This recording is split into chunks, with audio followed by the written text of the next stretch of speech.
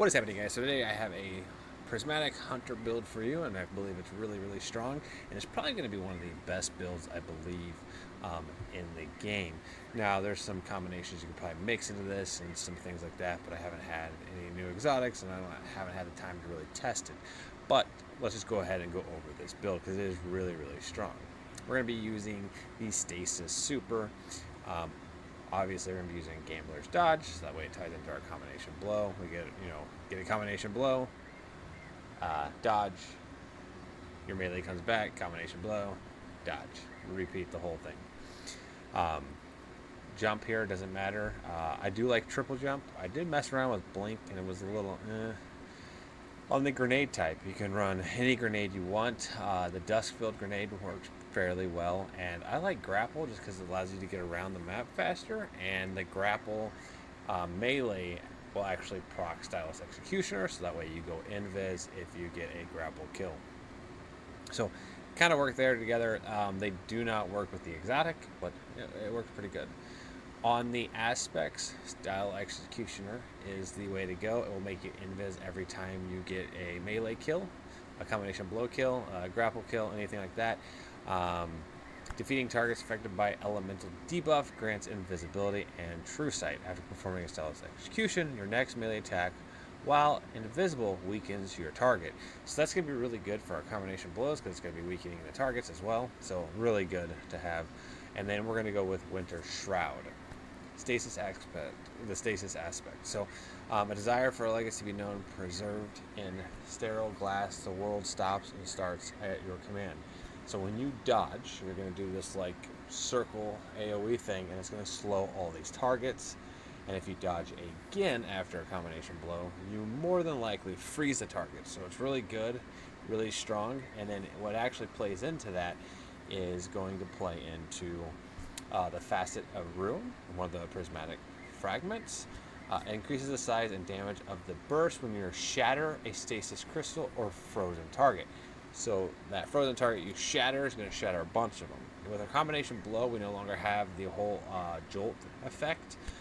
So this plays in really well with that. We have frozen targets, and they just all shatter when you hit punch one of them. So it does work really well, and I'll show you guys some gameplay footage of that. And so moving on to the actual fragments, we're going to be using the Facet of Purpose, and picking up an Overpower, because we're stasis, is going to give us Frost Armor. And then we're going to use the Facet of Protection, which is while surrounded, we get more resistance to incoming damage, and however Transcendent, we even get more resistance. And then increase the size of damage, Facet of Ruin, we already talked about that one. And then Facet of Blessing, which is melee final blows start health regeneration, and if we're Transcendent and get a kill, health regeneration for the nearby allies. So it kind of helps your party out. And then we're going to be using Facet of Courage. Your Arc, Solar, and Void abilities deal increased damage to targets inflicted with a Darkness debuff. So a Darkness debuff is anything that's stasis, so like slowed, freeze, sever, suspend, any of that stuff that it says right there.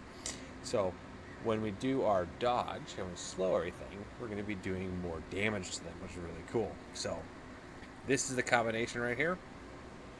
And then we'll go ahead and check out the exotic and what kind of mods we have on it.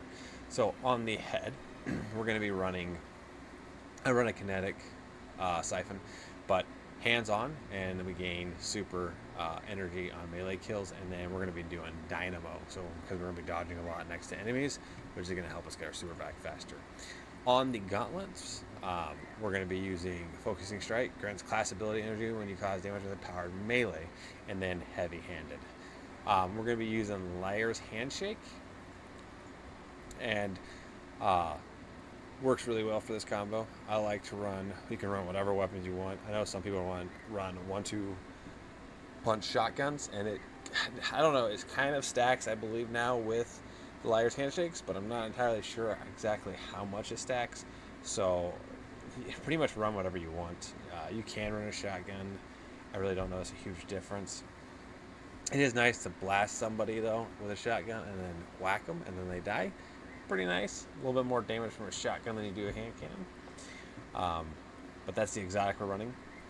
We're going to, onto my chest piece, you just do two resistant mods, and then I do emergency reinforcement. So that's just a little added protection if we need it. And then on the legs, I run recuperation, intervention, and absolution. And then on the cloak, we're going to be running bomber, reaper, and powerful attraction. I really like powerful attraction because it sucks those orbs to you. If you have any kind of healing mods like we do on our legs, it'll automatically heal you when you dodge. So there's those. This is this. I will do a dim link down below and check out some of the gameplay. I mean, this thing is just really, really strong. So this is the gameplay footage. Hopefully you enjoy it. Thanks for watching, guys.